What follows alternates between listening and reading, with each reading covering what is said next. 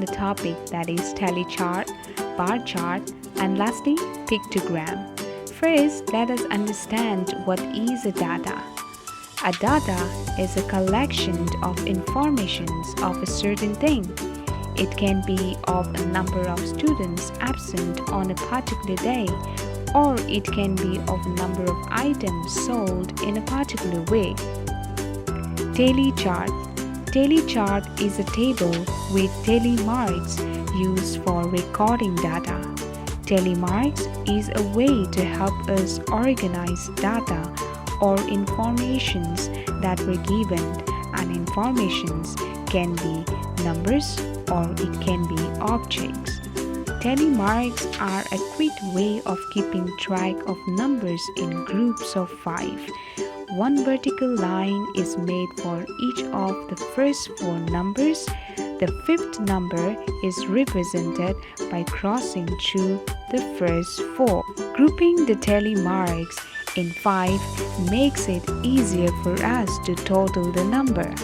Here is an example of a tally chart showing favorite sports of students of grade 3.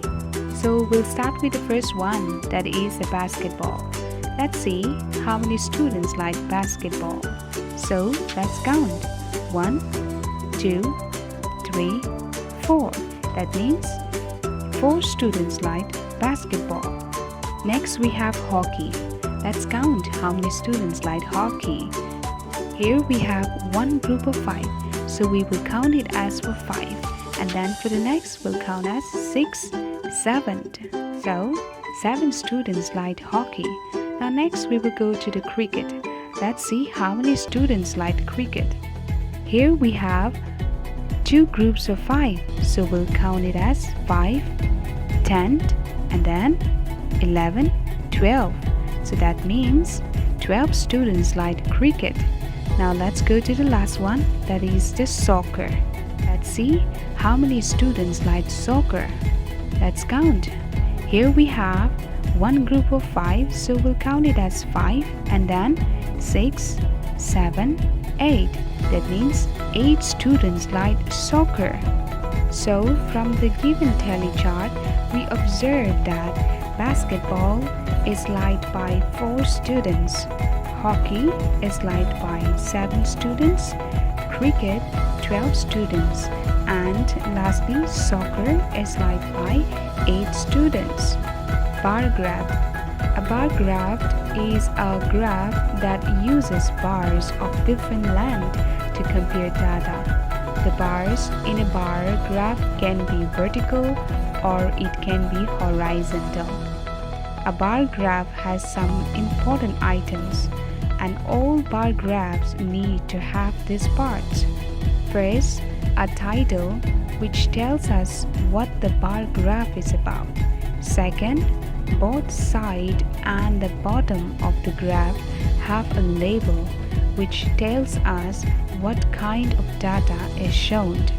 Thirdly, the scale tells us the number each block is equal to. Now, let's see how we can read this bar graph. Here the title, Favorite Ice Cream Flavor, tells us that the bar graph is about the number of students voted for their favorite ice cream flavor. The labels tells us that the data is about the favorite ice cream flavor and the number of students voted. The scale tells us the number of students voted. Hence, from the bar graph, we can say that 10 students voted for chocolate, 6 for strawberry, 12 for chocolate chip, 8 for vanilla, and lastly 5 students voted for French vanilla. So we're going to use this graph here to answer the questions. So the first question says, what is the title of this graph? If we look up here, here's the title. It is Favorite Ice Cream Flavor. Now the second question says, which flavor is liked by most number of students? So to find for these answers, we're going to look at the biggest bar, and obviously the biggest bar here goes for chocolate chip.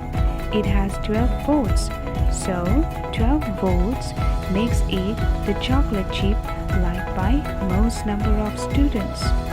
Now the next question says, how many more students like chocolate than strawberry? Well, if we look here, we know that 10 people like chocolate and only 6 people like strawberry. So we're going to subtract 6 from 10. So if we subtract 6 from 10, that is 10 minus 6, we get 4. So 4 people liked more chocolate than strawberry.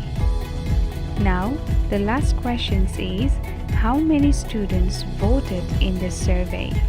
For this, we're going to find out how much each one of these bars is worth.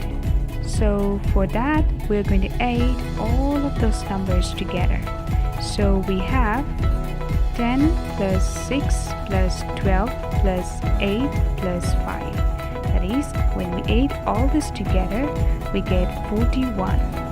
So that means 41 students voted in the survey.